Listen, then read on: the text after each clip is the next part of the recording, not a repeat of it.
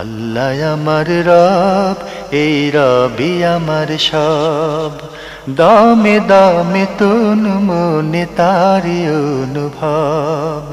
তোমার দুনিয়াতে আমি যেদিকে তাকাই, অথই নিয়ামতে ডুবে আছি সবাই। পাক পাখালির গানে শুনি তসবি কলো রব, তসবি কলো রব। আল্লাহ আমার রব, এই রবি আমার সব। আসসালামু আলাইকুম, আলহামদুলিল্লাহ, আসসালাতু ওয়াসসালামু আলা রাসূলিল্লাহ। প্রিয় দর্শক, আপনারা যারা দেশে আছেন প্রবাসে, সবাইকে জানাই অনেক অনেক প্রীতি ও শুভেচ্ছা। শুরু হলো এনটিভি আয়োজিত এবং লাভ হলো নিবেদিত অনুষ্ঠান আপনার জিজ্ঞাসা। আপনাদের সাথে আছি আমি জয়নুল আবেদিন আজাদ। আর আপনাদের মনে জায়গা প্রশ্নের জিজ্ঞাসার জবাব দিচ্ছেন বিশিষ্ট আলেম ডক্টর মোহাম্মদ সাইফুল্লাহ।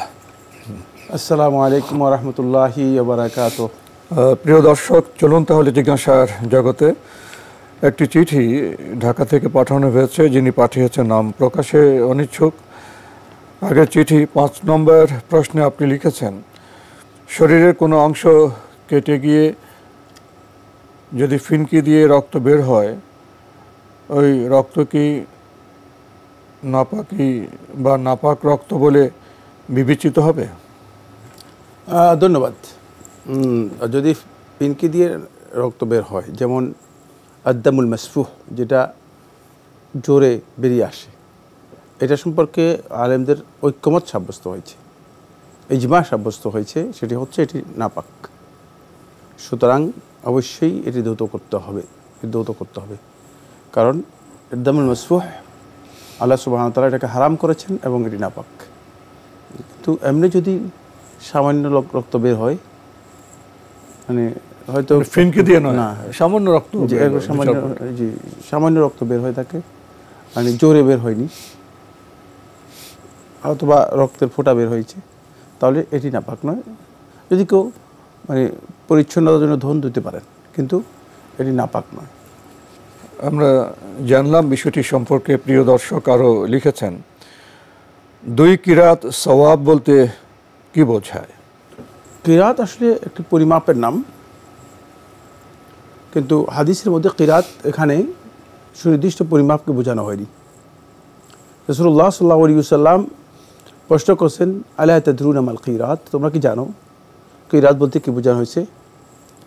তখন রাসূলুল্লাহ সাল্লাল্লাহু আলাইহি ওয়াসাল্লামের উত্তরের মধ্যে বলেছেন যে একটি কিরাত হচ্ছে মিসল জাবাল উহুদ, উহুদ পাহাড়ের সমপরিমাণ। সুতরাং কিরাতের যে একটা পরিমাপ আছে, যে সুনির্দিষ্ট যে পরিমাপ আছে, সেই পরিমাপ বোঝানো হয়নি, অনেক বিশাল বুঝিয়েছেন, যেটা মিসল জাবাল উহুদ, উহুদ পাহাড়ের পরিমাণ, মানে 2টি উহুদ পাহাড় পরিমাণের যতটুকু বিশাল রয়েছে, সেই বিশালত্ব বোঝানোর জন্য কিরাত শব্দটি ব্যবহার করা হয়েছে। এটা হচ্ছে 2 কিরাত। তাই এটা সুনির্দিষ্ট পরিমাণ নয় যে ওজন করে আমি বলে দেব এত কিলোগ্রাম বা এত টন, কারণ উহুদ পাহাড়কে আমি কিভাবে মানে টনে নিয়ে আসবো, মানে সেটা অসম্ভব একটা বিষয়। বিশাল পাহাড়, প্রায় 9 কিলোমিটার লম্বা। জি, আমরা জানলাম বিষয়টি সম্পর্কে। প্রিয় দর্শক আরও লিখেছেন, কোরআন এবং সুন্নাহর আলোকে প্রকৃত সম্মান পাওয়ার যোগ্য কারা? সম্মান পাওয়ার যোগ্য হচ্ছে মূলত দুনিয়া এবং আখিরাতে, ইন্না আকরামাকুম ইনদাল্লাহি আতকাকুম, তোমাদের মধ্যে সেই সবচেয়ে সম্মানিত ব্যক্তি যে সবচেয়ে বেশি আল্লাহ রাব্বুল আলামিন সম্পর্কে জানে এবং আল্লাহ তাআলাকে ভয় করে। আতকাকুমের 2টি অর্থ আলেমরা করেছেন। এটা হচ্ছে আ'লামুকুম বিল্লাহ, তোমাদের মধ্যে যে আল্লাহ সম্পর্কে সবচেয়ে বেশি জানে, কারণ যে ব্যক্তি আল্লাহ সম্পর্কে সবচেয়ে বেশি জানবে, সেই আল্লাহকে বেশি ভয় করতে পারবে। আর আতকাকুমের আরেকটি অর্থ হচ্ছে আখশাকুম লিল্লাহ, যে ব্যক্তি তোমাদের মধ্যে যে আল্লাহ তাআলার ভয় যার অন্তরের মধ্যে বেশি রয়েছে, কারণ আল্লাহর ভয় যার অন্তরের মধ্যে বেশি রয়েছে, তিনি আল্লাহ তাআলা অবাধ্য কোনোদিন হবেন না। এই কারণেই আল্লাহ রাব্বুল আলামিন কোরআনে কারীমের মধ্যে এই কথাটা বলেছেন। বাকি এটার আরেকটু ওয়াইড মিনিং আছে, একটা প্রশস্ত এটার একটা অর্থ রয়েছে। সেই প্রশস্ত অর্থ হচ্ছে এই যে আল্লাহ সুবহানাহু ওয়া তাআলা ঈমানদার ব্যক্তিদের মধ্য থেকে যাদেরকে সম্মানিত করেছেন, যাদেরকে আল্লাহ রাব্বুল আলামিন তার খাশিয়া, তার ভয়ের জন্য আল্লাহ রাব্বুল আলামিন চিহ্নিত করেছেন, তারা হচ্ছে উলামায়ে কেরাম। সূরা ফাতিরের 28 নম্বর আয়াতের মধ্যে আল্লাহ তাআলা বলেছেন, ইন্নামা ইয়াখশাল্লাহা মিন ইবাদিহিল উলামা, যে আল্লাহর বান্দাদের মধ্য থেকে কেবল আলেমরাই আল্লাহকে বেশি ভয় করে, আল্লাহকে ভয় করে থাকে কেবল আলেমরাই। তো এখান থেকে বোঝা যাচ্ছে যে মূলত ইন্না আকরামাকুম ইনদাল্লাহি আতকাকুম, তোমাদের মধ্যে সম্মানিত সে ব্যক্তি যে ব্যক্তি আতকাকুম, বেশি আল্লাহ রাব্বুল আলামিনের তাকওয়া যার মধ্যে রয়েছে। আর এই আয়াতের মধ্যে আল্লাহ সুবহানাহু ওয়া তাআলা আল্লাহ তাআলা ভয় কারা বেশি করে তাদের পরিচয় করে দিয়েছেন। ব্যাখ্যা করলে আমরা বুঝতে পারতেছি যে মূলত আলেমরা এখানে সম্মানের সবচেয়ে অধিকারী।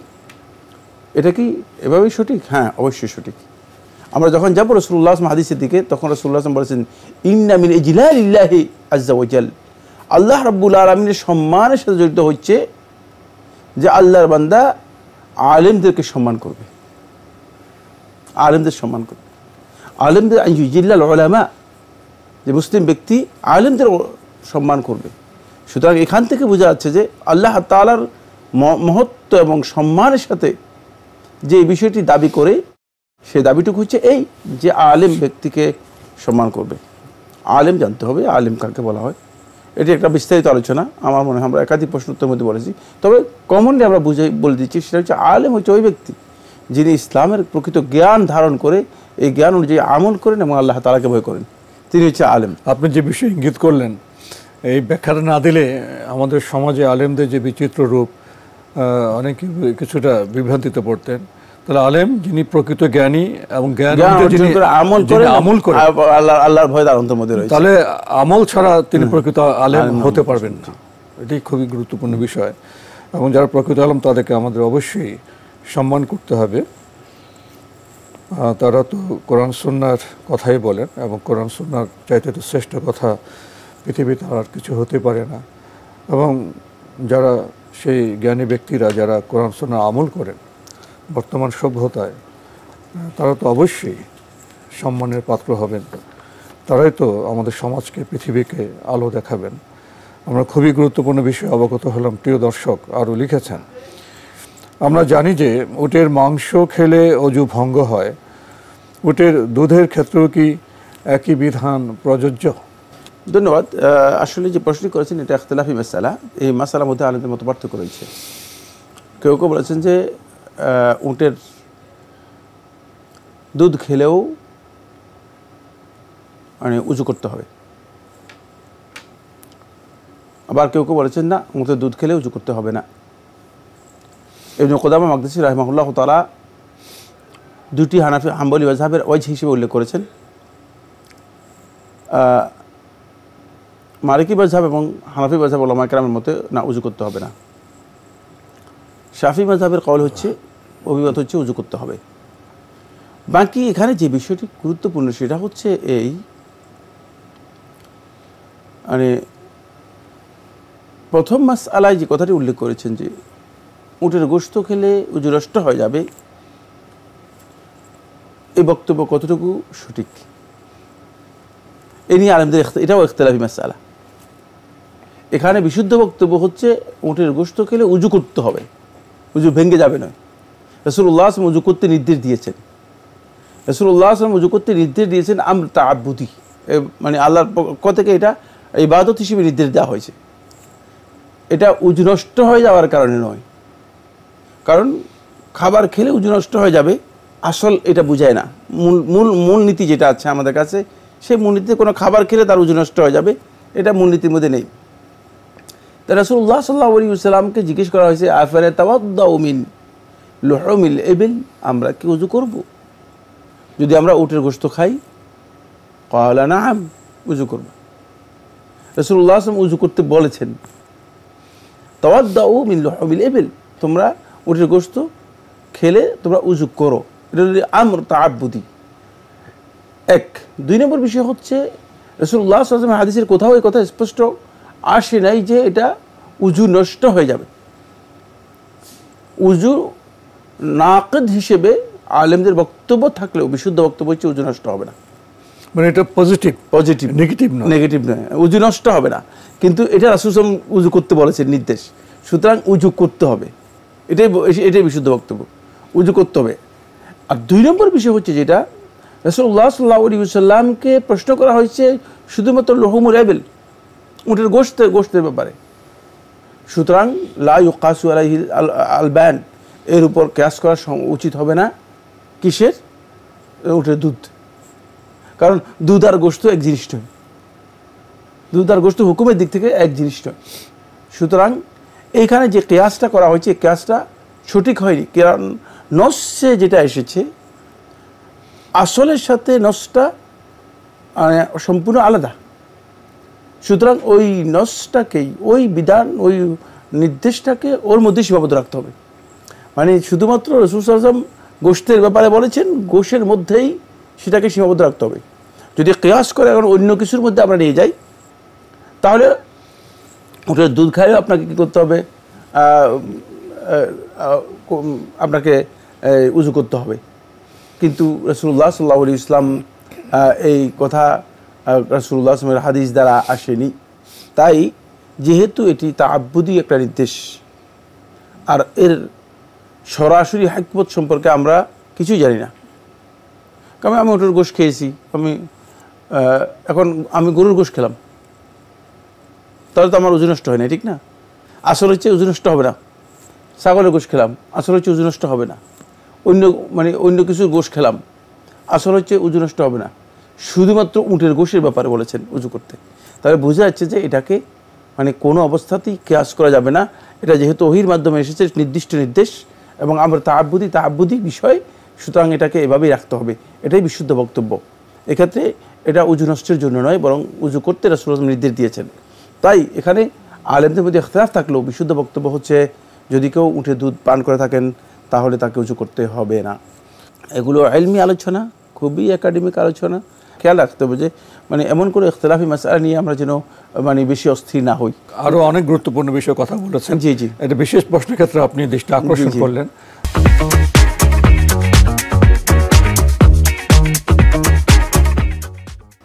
আরও লিখেছেন, ইসলামে প্রয়োজনের অতিরিক্ত বলতে কোনো নির্দিষ্ট মানদণ্ড আছে কি?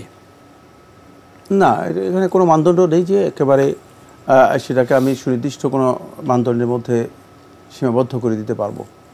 প্রয়োজন আপনার কি, ততটুকুই আপনি ব্যবহার করতে পারবেন। সে প্রয়োজনটা নির্ভর করতেছে আপনি ইসরাফ করছেন কিনা, অতিরিক্ত অপচয় করছেন কিনা। প্রয়োজন তো অনেক সময় আপেক্ষিক হয়।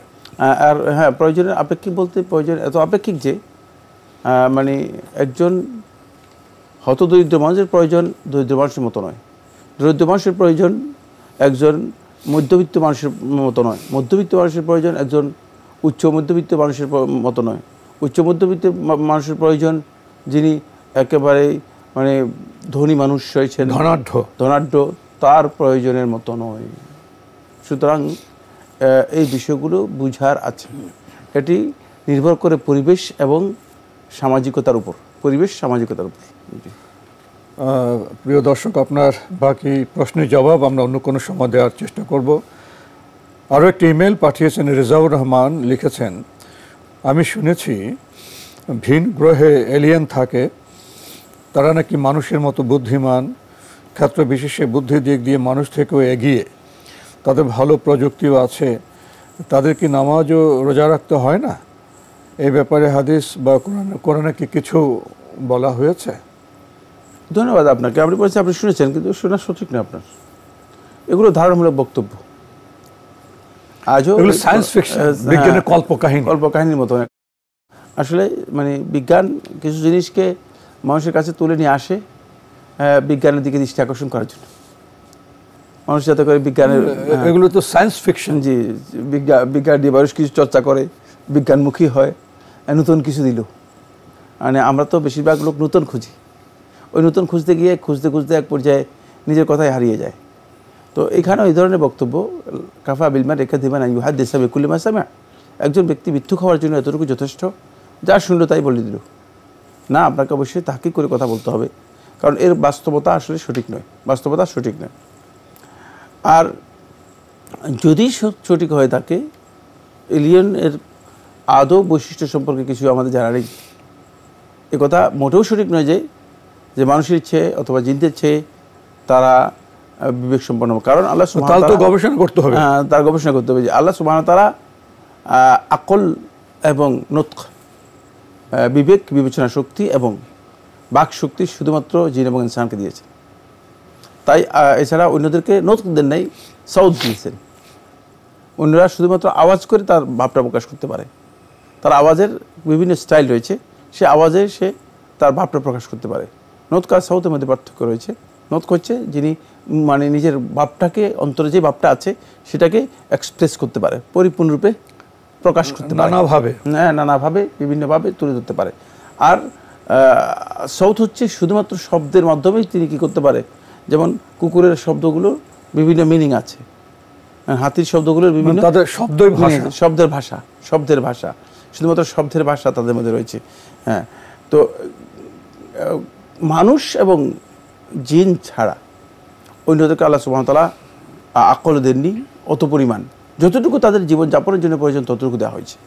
কিন্তু মানুষকে আল্লাহ সুবহানাহু ওয়া তাআলা প্রথমেই যখন মানুষ সৃষ্টি করেছেন, আদম আলাইহিস সালামকে প্রথমেই তার ব্রেনের মধ্যে ইনস্টল করে দিয়েছেন পুরা এই সৃষ্টি জগতের যত কিছু আছে সব কিছুর নাম এটা ইনস্টল করে দিয়েছেন।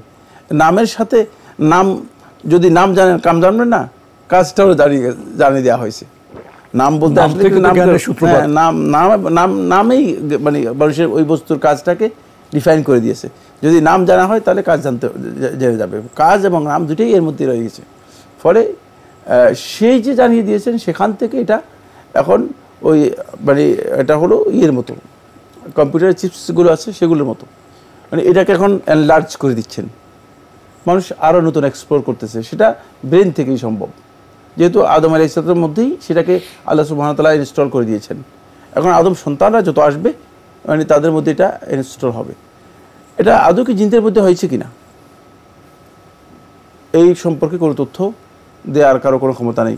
এই কারণে কোনো প্রযুক্তি জিনদের কাছ থেকে গ্রহণ করা হয়েছে এটা বোঝা যায় না, মানে কোনো ঐতিহাসিক বর্ণনার মধ্যেও আসেনি। এবং জিনেরা একথা দাবি করেনি যে আমরা এই প্রযুক্তি আবিষ্কার করেছি, মুসলমান মানুষ তোমরা যারা আছো এই প্রযুক্তি নাও, ব্যবহার করো। মানে বোঝা যাচ্ছে যে মূলত হতে পারে যে আল্লাহ সুবহানাহু ওয়া তাআলা আদম আলাইহিস সালামকে যে জ্ঞান দিয়েছেন, মানে সেই জ্ঞান থেকে জিনেরা উপকৃত হবে, তারাও উপকৃত হচ্ছে, সে প্রযুক্তি তারা ব্যবহার করতেছে। বাকি এই বিষয়ে যেহেতু কোনো নস আসে নাই, এ বিষয়ে কথা বলার কোনো অধিকারও নেই। আমরা কথা বলতে হলে আমাদেরকে অবশ্যই নস থাকতে হবে, নস নেই। আর আপনি যে জন্তুর কথা বলেছেন, যদি মানে এটা বলছি, এটাকে বলা হয় থাকে লাউ মানে সাল্লামনা জাদালান, মানে বিতর্কের খাতিরে যদি এটা মেনেই নিই, এটা আরবিতে বলা হয় যে মানে বিতর্কের খাতিরে যদি আমরা মেনেই নিই তাহলে মানে এই প্রাণী মোকাল্লাফ না। কারণ আল্লাহ সুবহানাহু ওয়া তাআলা মানুষ এবং ইনসানকে কোরআনের মধ্যে স্পষ্ট করেছেন তাদেরকে সৃষ্টি করেছেন আল্লাহর ইবাদতের জন্য, বাকি প্রাণী জগৎ যেগুলো আছে সেগুলোকে ইবাদতের জন্য সৃষ্টি করেন নাই। জি, তো আজকে আমাদের এখানেই শেষ করতে হচ্ছে। আপনাকে অনেক ধন্যবাদ। আপনাকে অনেক ধন্যবাদ। প্রিয় দর্শক, আমরা দেখছিলাম এনটিভি আয়োজিত এবং লাভেলো নিবেদিত অনুষ্ঠান আপনার জিজ্ঞাসা। আমাদের এই অনুষ্ঠান আপনারা এনটিভি অনলাইনেও দেখতে পারবেন, ভিজিট করুন www.ntvbd.com। এছাড়া ইউটিউবে এবং আমাদের ভেরিফাইড ফেসবুক পেজে অনুষ্ঠান দেখতে পারবেন। কত বিচিত্র প্রশ্ন আসে আপনার জিজ্ঞাসায়। আজকে আমরা এলিয়েন প্রসঙ্গে প্রশ্ন পেয়েছি। আসলে যে কল্পকাহিনী বিজ্ঞানের সায়েন্স ফিকশনের একটি বিষয় আছে, সেখানে ইউএফও সম্পর্কে কথা আছে, এলিয়েন সম্পর্কে কথা আছে। কল্পকাহিনী আর বাস্তব সত্যতা এক জিনিস নয়। আমরা কিভাবে বলবো যে মানুষের থেকে এলিয়েনের বুদ্ধি বেশি? কোনো এলিয়েনকে নিয়ে কি যাওয়া হয়েছে গবেষণাগারে? সেভাবে কি দেখা হয়েছে? তো প্রশ্নের ক্ষেত্রে বোধহয় এইসব বিষয়গুলো বিবেচনায় আমাদের রাখা প্রয়োজন। চিঠি লিখুন, প্রশ্ন পাঠান আমাদের ঠিকানায়। পরিচালক আপনার জিজ্ঞাসা, এনটিভি, বিএসসিসি ভবন, 7ম তলা, 102 কাজী নজরুল ইসলাম এভিনিউ, কারওয়ান বাজার, ঢাকা 1215। ইমেল অ্যাড্রেস আপনার জিজ্ঞাসা @ntvbd.com। মহান আল্লাহ আমাদের সবাইকে নিরাপদে রাখুন, রাখুন শান্তিতে। আসসালামু আলাইকুম। আল্লাহ আমার রব, এই রবি আমার সব, দামে দামে তুন মনে তারি অনুভব। তোমার দুনিয়াতে আমি যেদিকে তাকাই অথই নিয়ামতে ডুবে আছি সবাই, পাক পাখালির গানে শুনি তসবিহ কলো রব, তসবিহ কলো রব। আল্লাহ আমার রব, এই রবই আমার সব।